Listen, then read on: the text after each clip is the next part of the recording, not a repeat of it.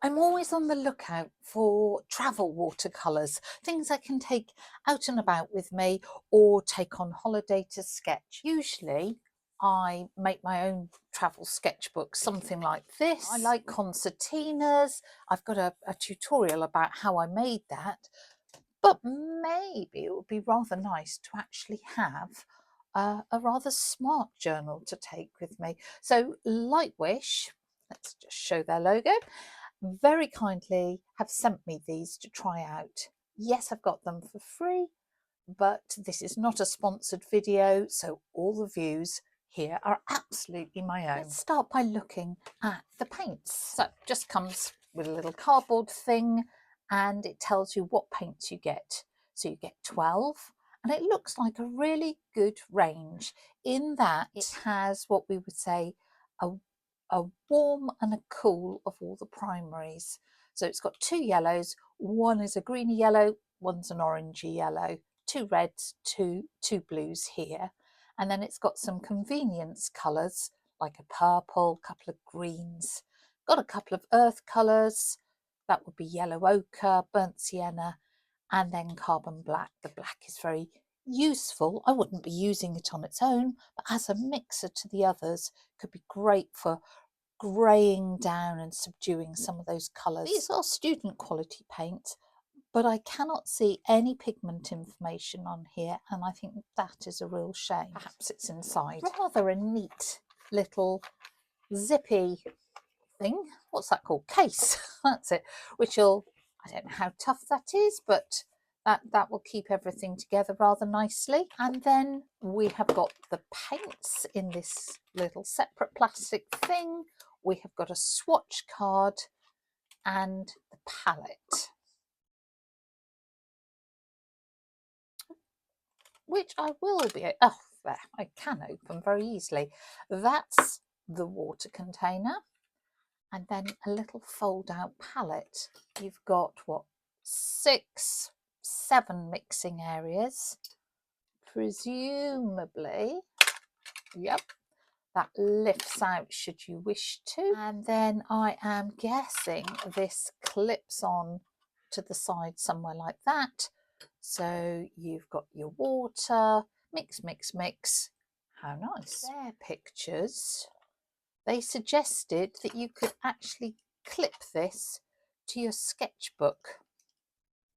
I might give that a go, but I have to say I cannot see that actually working terribly well. These did not come like this. I have actually just had a quick try before I even started filming this, so that's why they're a bit sticky. They came in this little container, and I don't know why they don't just put them in here straight away. They are not named in any way, and that, given that this is a student set, so I would imagine totally aimed at a beginner, how you're not going to know the difference. Well, you might guess that's lemon yellow and that's deep yellow, but you might look at that and think, oh, is that deep yellow?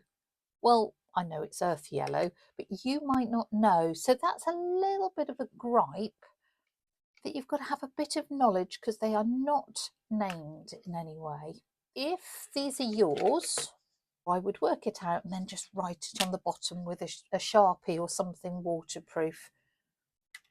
I just think you've got to make things easy, because I will demonstrate my second gripe in a moment. You know, please don't think I'm just going to be Mrs. Gripe, but you come for these reviews, you don't come for it all being glowy glowy if there are a few issues. So just putting out that earth yellow, burnt sienna and carbon black, so they all fit in there very nicely, and I guess I could use that. Say there's a colour that you absolutely love when you're out and about sketching. I don't know, gold or turquoise. That would be one that I love, phthalo blue or turquoise. You could always put a couple of extra in there and take it with you. We've got no pigment information and they are not named. Those are two gripes. My third gripe is this is a travel set, and let me demonstrate. Oh, they all fall out. They are not so snug in there that they will stay in if you drop it. Now you, of course, may be a very organised person who never drops anything.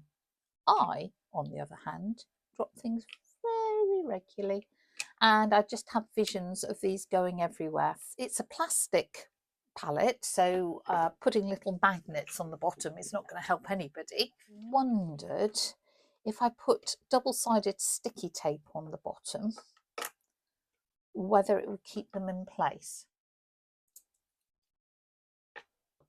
Right, let's make sure we get them in order, because hopefully this will just, to say, secure them in place a bit. So lemon yellow, deep yellow, let's just push them down. Do a gentle, see whether this has worked. You can see they're a bit sticky. Well, say I did spray them yesterday and just have a very quick look at the colours, and they have stayed really moist. And though that might be a bit of a pain when I'm playing around with them like this, it's actually a very good sign. Oh, I think we've solved that problem. If you haven't got double-sided sticky tape, use just blue tack or something like that, I would say. I wouldn't actually stick them in with, say, a hot glue gun, because of course with time you're going to want to change the colours. You might find you don't like one or don't use it. So I'd do something that's fairly temporary, and I'm sure I'd just be able to hoik those out if I need to. Let's look at those colours. When you're using colours, it can be a good idea just to spritz it with some clean water before you start going, and that will loosen up the colours. So let's have a look. That's lemon yellow. This is deep yellow. Oh, that's gorgeous. That is a beautiful colour. So we've got no information. Vermilion is this very orangey red, so really warm and fiery. And then this is what we would class as our cool red. So that is rose madder. That is beautiful. I'm noticing that the colours are releasing very easily. There's no scrubbing going on here. Beautiful royal purple. Now, yesterday I thought the ultramarine was a bit disappointing when I just had that quick initial look. I mean, it's okay, it just isn't quite the warmest ultramarine I've ever seen. Like the Prussian blue, the reason I'm painting over the writing, just in case you thought I was just being a bit lazy or sloppy, is actually I'm trying to make a judgment about how opaque these colours are. So the deep yellow is really lovely and transparent, vermilion, rose madder, and the royal purple is. Lemon yellow looks a little bit more opaque, which is absolutely what I would expect. That tree green is a very vibrant green. Now, what they've called the earth yellow, which is what I would call yellow ochre, I'd expect to be a bit more opaque. And the burnt sienna, this I thought was a really brown burnt sienna. Burnt sienna is one of my absolute favourite colours. I used a lot. So this is a tube that I've got in my set. Let me just put there. That is what I would expect burnt sienna to be. Ooh, it's stuck to me again. More like, so a bit more rusty rather than that very brown burnt sienna. It will be interesting to see how it mixes.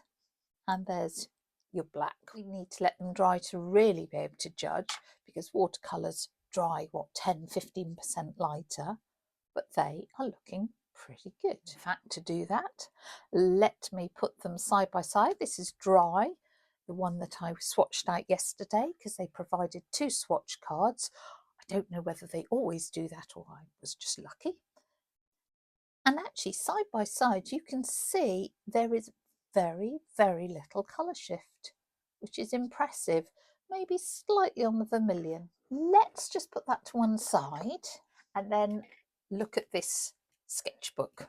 They do come in all sorts of different colour covers. So I happen to have a a green one. It's not leather, so if you're vegetarian, that will be fine for you. Let's take that off. What does it say? 100% cotton, and then just the contact details, so nothing more there. It's got a little magnetic clasp, very smart. Size wise, 15 centimeters by 21, which is 6 inches by 8 roughly. I think it's 20 pages. 6-hole punch like that. This is a hot press surface, so it's quite smooth, and it does come in a knot surface.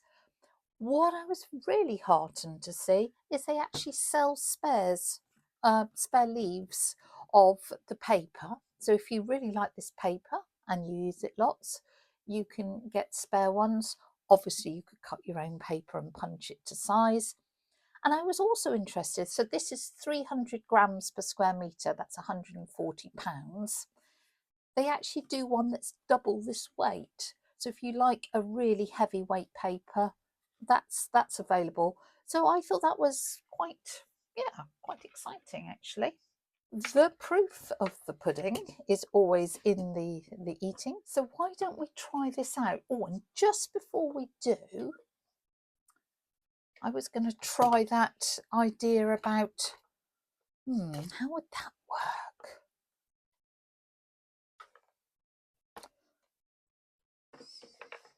They said about clipping it. I guess if you wanted to clip it to a cover, you could clip it like that, but that would not be terribly helpful on a book like this, would it? Slightly different design sketchbook, maybe that would work. So I thought I would paint some pumpkins. It's autumnal, we're probably coming up to Halloween, well, we are coming up to Halloween, and I thought that would give me the chance to try out some of their colours for a bit of mixing. So that is my lovely warm yellow, and if I put in a bit of my red, I will of course get a very gorgeous, very fiery orange. But I don't want everything just to be really bright, so let's try a more subdued mix. So that's my lemon yellow with the rose madder. I can't tell you anything about the light fastness of these pigments because I've just not got that information, and I have to say I think that's a shame, but you've already gathered that. So if we want some more subdued greens for, say, some leaves, we could mix up some there. Got that bright green, see the difference. I take the Prussian blue and put in the yellow. I should get a pretty strong green, so that might be nice. And then I might want to mix a bit. Oh, I'll need some nice brown for the stems of these pumpkins. So let's try brown, and we could mix in a bit of that purple just to take it down. This doesn't come with a brush, that little travel set. Oh, I did have an idea. So this is a water brush that actually has a little stopper. Sorry, just before we go on. And I thought, you see, if I take the stopper off and put it together, you've got water in there, you've got your brush.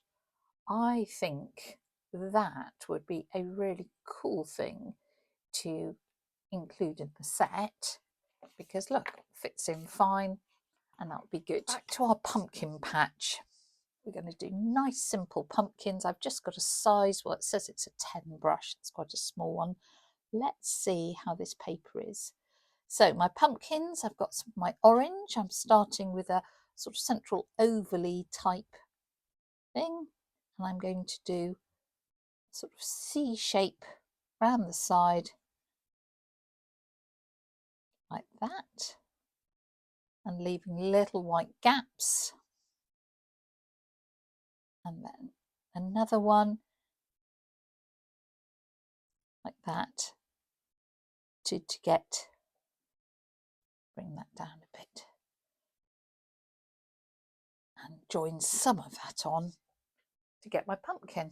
So leaving those little white gaps just shows the different segments. You don't want them all totally separate, so do join them up in places. Choose a bit of that gungia orange and just drop it in, maybe at the top where you would get more shadow, and at the bottom. Then I'm going to grab some of that brown that I'd mixed up and just do a stalk that joins on, and if some of that runs in, that's fine. But even nicer, let's do some curly whirlies. Oh, yummy, yummy, yummy. And we've got our first pumpkin. If you wanted to give it a bit more shape, clean your brush off, and then as it dries, just lift out some of the paint and to get a bit more variation. A bit of our green we've mixed up and do some sort of leaf. Like that. Maybe some more tendrils.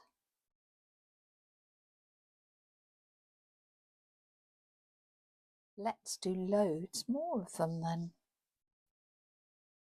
They're all going to be different sizes, different colours. So this is the slightly gungier colour. I'll do this a bit taller and thinner.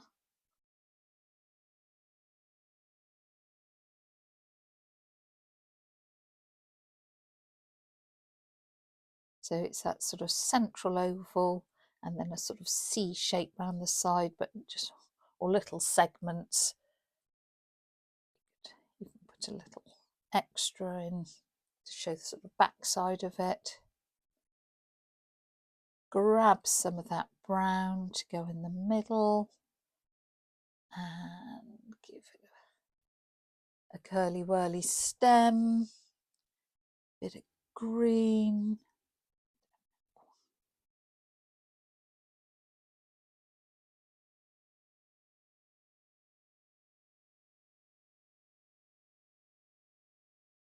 Quite nice if they merge in together. Actually, this, before it dries, let's just tap in a little bit of sort of dark, or just a bit of the red at the top. Actually, I quite like that. I might put some of that there. The shadow, the slightly darker, would be along the segment, so I can just encourage that down like that to get a bit of variation.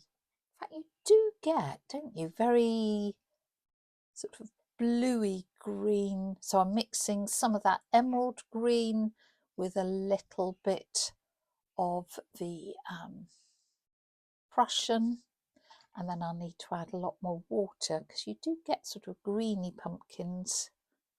So let's put one of those. And obviously you can carry on here till your heart's content or you get bored, whichever comes soonest.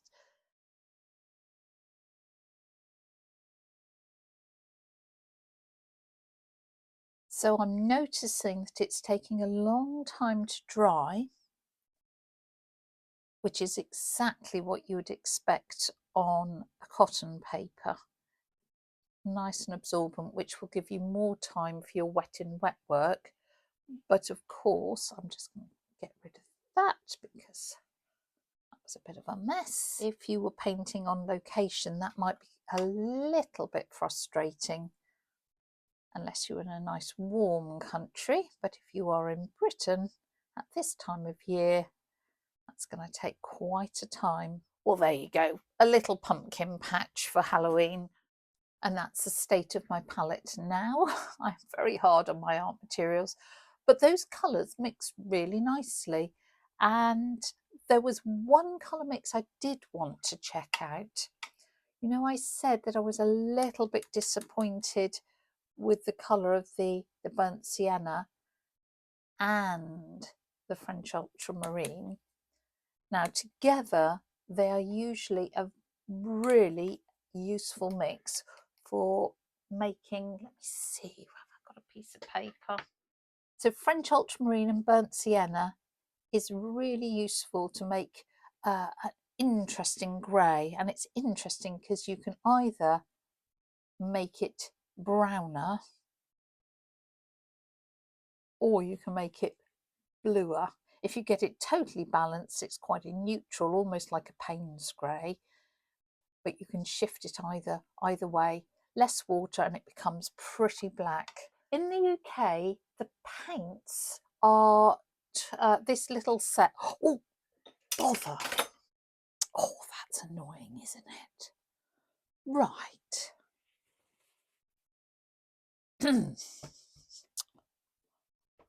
Oh, I don't think I should be let out in public, honestly.